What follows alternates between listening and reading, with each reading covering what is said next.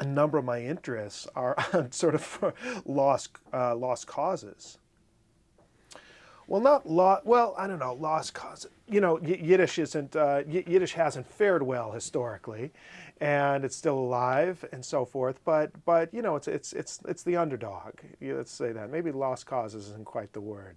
Um, it's kind of the underdog. You know, socialism hasn't fared too well either. It's not why I chose these topics at all. You know, I wasn't. It's not why I chose them.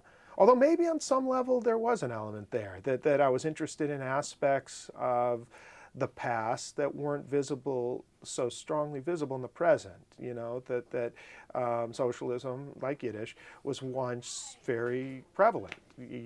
So many people thought socialism was the future. Yiddish seemed to have a future, and then it didn't. So there was something that was there in the present for me in the late 20th century.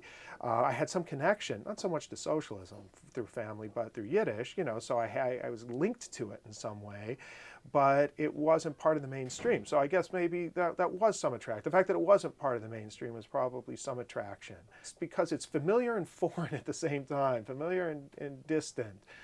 There was something intriguing about that. Although once I started getting interested in the subject, even then my mom recalled, well, you know, you have an uncle, and then there's this uncle, and then there's that uncle you've never met. And it turns out that I do have a number of left-wingers of one kind or another, socialist Zionists or members of the workmen's circle or whatever, people who are on the left. And I think also that's not uncommon for American Jews. If you shake the family tree a little bit, they come falling out.